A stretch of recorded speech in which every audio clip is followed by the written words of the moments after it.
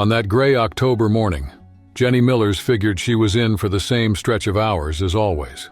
29 years old, she crossed the deserted street, tied on her worn-out blue apron, and stacked smiles behind the counter at Rosie's Diner, a little spot wedged between the hardware store and the laundromat in rural Kansas. She lived alone in a modest apartment over the pharmacy, where a handful of yellowed photos reminded her of a dad who left early, a mom not long after, and an aunt now living in Arizona. Inside that cramped space, loneliness was an old companion. It was on a Tuesday, just after sunrise, that she saw him. A skinny kid, maybe 10, slipped in and settled in the last booth, far from the door. He lugged an oversized backpack and kept a book open in front of him like a silent shield. All he asked for was water. Jenny brought the glass and, trying to hide her curiosity, set a paper straw beside it. He thanked her with a barely noticeable nod. The next day, the same thing happened. The same time, same booth, same order. And the third day, and the fourth. By the second week, she had it down. At exactly 7:15, he arrived, reading intently while the kitchen poured out the smell of bacon and pancakes. And at 7:55, he headed to the school 3 blocks away without tasting anything but water. On the 15th day, Jenny broke the routine. She came out with a steaming plate of pancakes and set it in front of him. "The kitchen made an extra," she said, as if it were a mistake. On that gray October morning, Jenny Millers figured she was in for the same stretch of hours as always. 29 years old, she crossed the deserted street, tied on her worn-out blue apron, and stacked smiles behind the counter at Rosie's Diner, a little spot wedged between the hardware store and the laundromat in rural Kansas. She lived alone in a modest apartment over the pharmacy, where a handful of yellowed photos reminded her of a dad who left early, a mom not long after, and an aunt now living in Arizona. Inside that cramped space, loneliness was an old companion. It was on a Tuesday, just after sunrise, that she saw him. A skinny kid, maybe 10, slipped in and settled in the last booth, far from the door. He lugged an oversized backpack and kept a book open in front of him like a silent shield. All he asked for was water. Jenny brought the glass and, trying to hide her curiosity, set a paper straw beside it. He thanked her with a barely noticeable nod. The next day, the same thing happened. The same time, same booth, same order. And the third day, and the fourth.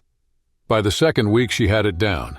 At exactly 7:15, he arrived, reading intently while the kitchen poured out the smell of bacon and pancakes. And at 7:55, he headed to the school 3 blocks away without tasting anything but water. On the 15th day, Jenny broke the routine. She came out with a steaming plate of pancakes and set it in front of him. "The kitchen made an extra," she said, as if it were a mistake. In the third week, Kathy, the grill cook, cornered Jenny in the back. "You're training a stray. Give him a handout and he'll ghost you without even a thank you." Jenny shrugged. "I've felt that kind of hunger," was all she said. More personal than anything she'd shared in 3 years at Rosie's. The boy never gave his name and Jenny never asked.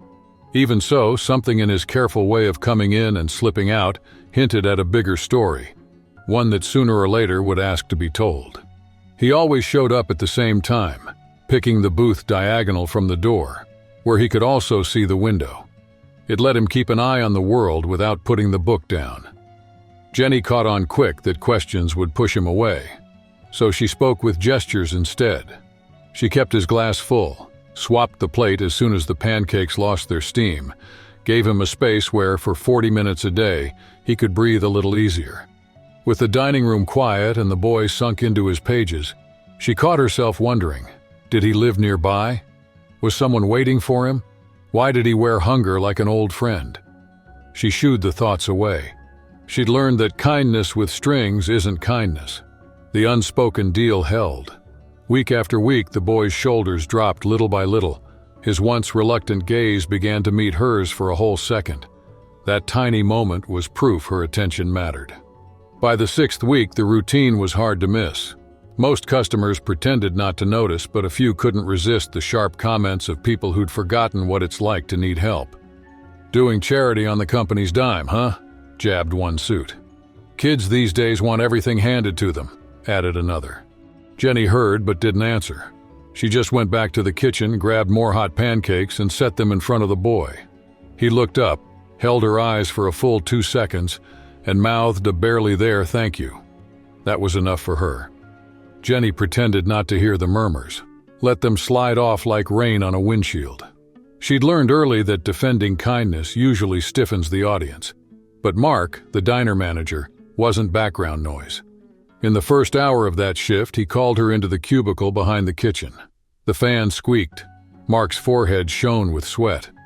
"I've been noticing," he said, drumming his fingers on the narrow desk. "You've been feeding that kid for free. I can't have an employee giving away meals. It hits the register and sets a precedent." Jenny clenched her apron but kept her voice steady. "I pay for it myself. 1 order a day. It comes out of my pocket." Mark raised an eyebrow. "With your tips, you barely cover rent." "It's still my call." A short silence. The fan kept squeaking. Finally, he let out a heavy sigh. "All right. But if it drags down your numbers, or if the kid starts trouble, it stops immediately. Deal?" Jenny nodded. Before heading back to the floor, she took a deep breath. Some tabs you settle with your heart, not a calculator. Jenny sighed with relief. No reprimand, no firing, just a deal she could live with. In the mornings that followed, she set aside part of her tips, money she could have used for a winter coat or the dentist appointment she kept putting off, and paid for the boys' breakfast. On a freezing Thursday in November, he didn't show. Every few minutes, Jenny glanced at the door, stomach tight. Still, she made his usual stack of pancakes and left it in the empty booth, hoping he'd appear. "What a waste," Kathy muttered as she walked by. Without answering, Jenny finished her shift. When the diner closed, the untouched plate felt like silent reproach. Instead of tossing the food, she wrapped the cold pancakes and took them home. The boy was absent the next day and the day after. A week dragged by with no sign of him, and Jenny started to wonder if Kathy was right. Maybe the kid had moved on like so many strays she saw on the streets. The thought left a strange hole inside her. She didn't know his name or his story, but his absence felt like someone had snuffed out a small light. "Like I said," Kathy said on the 10th day since the boy disappeared. It didn't sound mean, just matter of fact. When the free ride stops being free, nobody hangs around. Jenny forces a smile, but the emptiness weighs on her. Even so, she keeps setting a meal in the empty booth. Maybe he'll come back, maybe he'll need it. Until one afternoon, she catches a customer snapping a photo of that very spot. The next day, she finds out why. The pictures are making the rounds in a local Facebook group with a mocking caption, "Rosie's Diner fakes charity cases now." Comments sting more than mockery. Marketing stunt. The food just ends up in the trash. Feeding strays only makes them dependent. That waitress needs to wake up. Jenny had always thought she was immune to other people's opinions. But cruelty found her anyway. That night, alone in her apartment, doubt finally set in. Had she been naive to help a stranger? Was she seeing her own past in a story she didn't understand? Looking for answers, she opens the old wooden box where she keeps what matters. Inside are the faded photo of her dad, still in his Army medic uniform, and the small leather journal he took to the desert. Jenny runs her fingers over the worn pages. There's more here than memories, maybe clues about what to do next. The camera zooms in on the closed journal, leaving the question hanging. Will she find a reason to keep going or learn when to stop? Jenny went back to her dad's old notebook and opened to the marked page. She read in a low voice, almost like a ritual. "Today I split my half ration with a local boy. Johnson called me crazy, said the kid could give away our position. But the way he chewed reminded me of how I felt when Mom saved the last piece of bread during the hard times. Nobody gets poorer by handing over half a slice." Jenny traced the firm handwriting and found another line. "Whoever forgets to share stays hungry forever." She closed her eyes and understood. She didn't need the boy's name to recognize hunger, of body or of heart. Hunger wants bread, not questions. His face is lost to everyone's memory. But thanks to one simple gesture, at least one belly quit growling that morning. If this still makes sense to you, write in the comments, "Hope." 23 days after the boy vanished, Jenny still showed up at the diner at 7:15 a.m. and stared at the door. Anxiety had turned into silence, but not surrender. That day, she fixed a plate of pancakes, small but hot, and left it in the usual booth. As steam rose from the pancakes, she thought about her dad and his words. Maybe the boy would never return. Even so, Jenny decided the platter would be there every morning, because as far as she was concerned, nobody would stay hungry for lack of half a slice. 9:17. The wall clock was still on that time when the diner's routine choked. The hum of conversation died all at once, like someone had turned down the world's volume. Jenny, about to pour more coffee at the window table, froze when she saw 4 black SUVs with government plates glide into the lot. They formed a half circle in front of the door, perfectly lined up, choreography rehearsed. Inside, everything hung in the air, unfinished sentences, silverware suspended. Outside, passers-by slowed to watch. The vehicle doors opened in sync and soldiers stepped out, lining up at attention, guarding each car. Then, from the first SUV, a man got out. He didn't need words to fill the space. His straight posture was enough. Sun-worn skin spoke of long days. The dress uniform, striped with medals, spoke of wars and honors. He studied the glass front like he was sizing up a fortress, took a deep breath and walked to the entrance. And just like that, with a simple swing of the door, Jenny's ordinary day, and everyone else's, ceased to exist. The bell over the door rang, slicing through the late afternoon lull. 3 service members walked in, 2 lieutenants flanking a higher-ranking officer. Mark, the manager, came out of the office adjusting his tie. His voice slipped out a notch higher than usual. "Can I help you?" The center officer removed his cap before replying. "I'm looking for an employee named Jenny." The dining room went so quiet the fridge hum sounded too loud. Behind the counter, Jenny held the coffee pot. She felt every eye land on her as she stepped forward. "That's me," she said, trying to keep her voice steady. The visitor's stiff expression softened a little. "Jenny Millers?" She nodded, setting down the coffee pot to hide the tremor in her hands. "Colonel David Reeves, U.S. Army Special Forces Command." He pulled a sealed official envelope from his chest pocket. "I'm here to keep a promise to one of my men. This is a letter from the Commanding General of Special Operations." He extended the envelope. "And a personal message from Adam's father." Jenny repeated the name under her breath. The room stayed mute, as if everyone held their breath waiting for what came next. "The kid you've been feeding every morning," he said with surgical calm, "is named Adam Thompson." Jenny felt the world slow. He? But why? His father was Master Sergeant James Thompson, one of the best soldiers under my command. The past tense landed on Jenny's shoulders like lead. She didn't reach for the envelope. She needed to understand first. "Adam is safe," the colonel went on, anticipating the question she hadn't asked yet.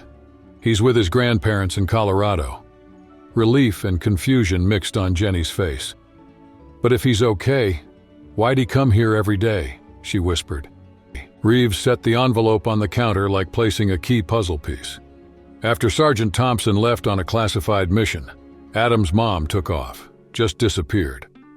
The boy, too proud and terrified of ending up in foster care, kept the secret. He survived on his own, living off the small emergency fund his dad left. When that money ran out, he relied on your diner." Jenny remembered the quiet kid scanning every corner before sitting down, breaking a sandwich into tiny pieces so it would last. His hunger wasn't just physical, it was the hunger of someone trying to stay whole. A murmur rippled through the few occupied tables. People froze mid-bite, like the story itself might crash to the floor. "For almost 3 months, the colonel concluded, Adam came here every day waiting for news about a dad who would never return." Silence. Jenny finally picked up the envelope. Inside, she found not only confirmation of the tragedy, but something stronger. The certainty that, without knowing it, she had saved a boy who refused to be forgotten. And as she closed the envelope, she realized that story, which began with a stranger in the corner booth, was far from over. Sergeant Thompson fell in Afghanistan 2 months ago. Before he left, he wrote this letter. He unfolded the time-stained note. "If I don't come back, find the woman who gave my son breakfast." Adam wrote about her. Said she never asked why he was alone, she just fed him day after day. Tell her she didn't just fill a child's belly. She protected the dignity of a soldier's son. Reeves looked up. "That woman is you, Jenny." The ceiling fan sounded way too loud as she wrung the dish towel between her fingers. The colonel went on, his voice catching for a second. At the memorial service, we read these words out loud. After that, every man in our unit made it his mission to find you and thank you personally. No customer moved. Glasses froze halfway to their mouths. The sizzle from the griddle faded like someone had turned down the world's volume. Jenny lifted her hands to her face. Tears blurred the outline of the diner she knew by heart. Reeves then set the envelope on the counter. The sergeant's son is safe with family, but we'll be proud to bring him here when he's ready. He wants to show where he found shelter without being judged. Right then, a chair creaked, the first sign of movement in the place. But nobody said a word. The silence wasn't awkward. It was respect. For the boy, the far-off father, and the woman who'd unknowingly become keeper of a promise bigger than a simple breakfast. Jenny took a breath, wiped her face, and gave a shy nod. The colonel answered with a firm gesture. Then he opened the door and stepped out, leaving behind the certainty that small acts can cross oceans and battlefields, and come back to say thanks. An unexpected hush settled over the diner. Even the folks who had mocked Jenny stayed motionless, their faces a mix of shock and, in some, shame. Colonel Reeves straightened up, snapped his heels together, raised his hand to his forehead and saluted, a rare tribute to a civilian. In an instant, every service member present echoed the gesture. On behalf of the U.S. Army Special Forces, of Sergeant Major Thompson's brothers in arms, and above all, on behalf of Adam, thank you. Jenny couldn't move a muscle. She suddenly realized that her small gestures, pancakes, eggs, a glass of milk, a no-questions-asked smile, had been a refuge for a boy in unimaginable circumstances, and for a father fighting his last battles far from home. I didn't know it worked, she murmured. I just couldn't let him go hungry. The colonel nodded. Sometimes, Miss Millers, that's enough.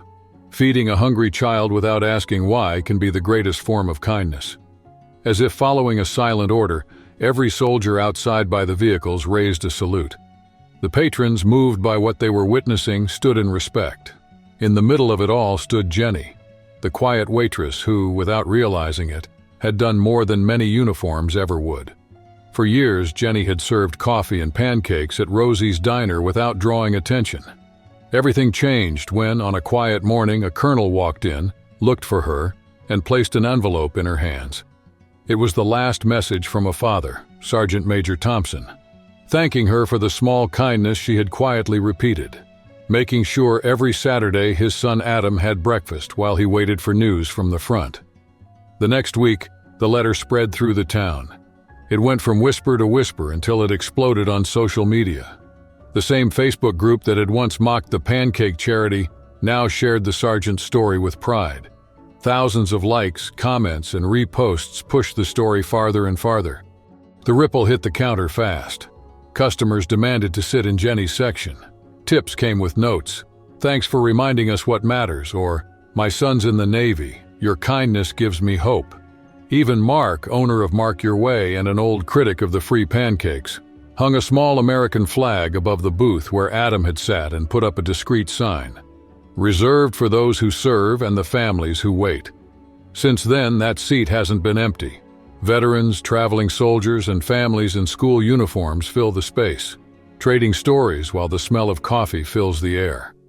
Jenny still moves between the tables, but nobody sees her as just a waitress anymore. Every order she delivers carries the reminder that a simple act can cross invisible borders, connect strangers, and change the whole tone of a community. And at Rosie's, everyone wants to be part of that change, even if it's just by ordering a stack of pancakes. On the 7th day after the colonel's unexpected visit, Jenny almost missed the brown envelope that appeared on the counter. It was plain, with no fancy seal, but her name was written on it in the careful handwriting of someone who practices at school. Her heart fluttered between curiosity and fear, even before she broke the seal. Inside was a sheet torn neatly from a notebook. The rounded letters showed the youth of the writer, Adam Thompson, the boy who always seemed on the sidelines, sitting in the lunchroom as if wearing an invisibility cloak. The letter began with a simple acknowledgement. He had only learned her name when the colonel asked for Miss Jenny. Even so, in those months, she had been the only person who saw him completely, not as someone broken. Adam admitted he missed his dad, a soldier who said heroes wear uniforms, and added his own discovery. Sometimes heroes also wear aprons. He wrote that he now lived with his grandparents, days of fishing with Grandpa, cookies fresh from Grandma's oven. But he still missed Jenny's pancakes and the silent conversations they had while she served lunch. He thanked her for not asking questions when he didn't have the strength to answer. He ended by saying he had finished the book he used to read in secret. Against all odds, the story had a happy ending. Jenny read it twice before she realized she was smiling. Then she found a simple frame, hung the letter behind the counter, out of customers' view, but close enough that she could see it all the time. It wasn't a trophy or decoration. It was a daily reminder of why she stayed there, apron tied, ready to serve whoever came in, seen or unseen. It all started with an almost invisible gesture. A thank you note taped near the register sparked curiosity. "Whose is it?" customers would ask. Jenny answered only with a smile. Someone who stopped by and didn't forget. The story spread quickly through the hallways of military bases. Soldiers passing through the region made a point to take a detour just to eat there. They'd pay and, before leaving, drop a unit coin or a badge. Jenny pinned each piece on a board behind the counter. Before long, that simple wood became a mosaic of gratitude from many corners of the world. 3 months after the visit that started it all, a school group came in for lunch. While Jenny filled water glasses, an 8-year-old girl watched her, curious. "My dad says you're a hero," the child blurted out as if sharing a secret. Jenny knelt, looking her in the eye. "No, sweetie, I just know what it feels like to be hungry." The teacher, listening nearby, added in a low voice, "Hunger isn't just for food." Jenny nodded. She knew. There, to satisfy, was a verb with many meanings. When summer came around, Jenny gathered the regulars and proposed something bigger, a campaign to support military families. In a few weeks, they raised enough to create an emergency fund, a quiet reserve for when need came knocking. And so, from a small note to a network of help, the diner proved that simple kindnesses can echo far beyond the walls where they're born. Almost a year after Adam first walked through the diner door, Jenny arrived for the 7 o'clock shift. She no longer thought about the donation boxes by the register, until she noticed Mark leaning on the counter, counting the bills customers had left the night before. "I matched it all out of my own pocket," he said quietly, as if speaking only to her. Jenny raised her eyebrows. "Your persistence caught me off guard, Jenny. My dad couldn't see a kid without offering them a plate, too. It took me a while to get it. Now it makes sense. Sometimes food is just the doorway." Before she could answer, a family walked in and everyone went back to work. The morning rolled by without incident, until Jenny spotted something metallic on the order block. A challenge coin, one service member's trade only with unit buddies. On one side, the Special Forces crest. On the other, a custom engraving, Semper Memor. Jenny looked around.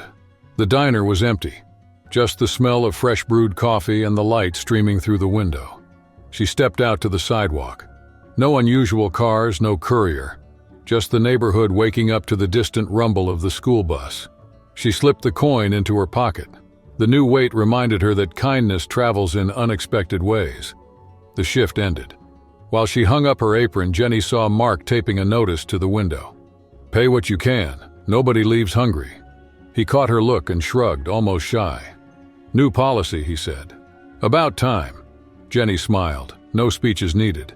The sign told the whole story, and it was only just beginning. It all started with a quiet pact. Notice someone's hunger and offer what matters. A plate of food, a gesture of warmth, no questions asked. Late in the afternoon, in the mix of shadows and light, Jenny headed home. The challenge coin weighed in her pocket like a reminder of another pact, sealed on the battlefield. She thought of Adam, now in his grandparents' care in Colorado, holding on to his father's memory and maybe the certainty that even in the dark, helping hands appear where you least expect them. Not every act of help needs a spotlight. For many, it's enough to know that tonight someone didn't go to bed hungry, and that alone can change a life. You might forget this story in a few days, but if nobody retells it, it falls silent forever. That's why we're here, to guard justice, kindness, and memory until the last second. The young waitress slid the plate of pancakes in front of the boy and whispered, "Same as always, honey. Today it's on the house." She never asked his name, never expected anything back. Even so, that morning the whole block held its breath when 4 black SUVs pulled up in front of the diner. From one of them stepped a man in full dress uniform, holding a carefully folded letter. Who were they? And why had everyone stopped to watch? Everyone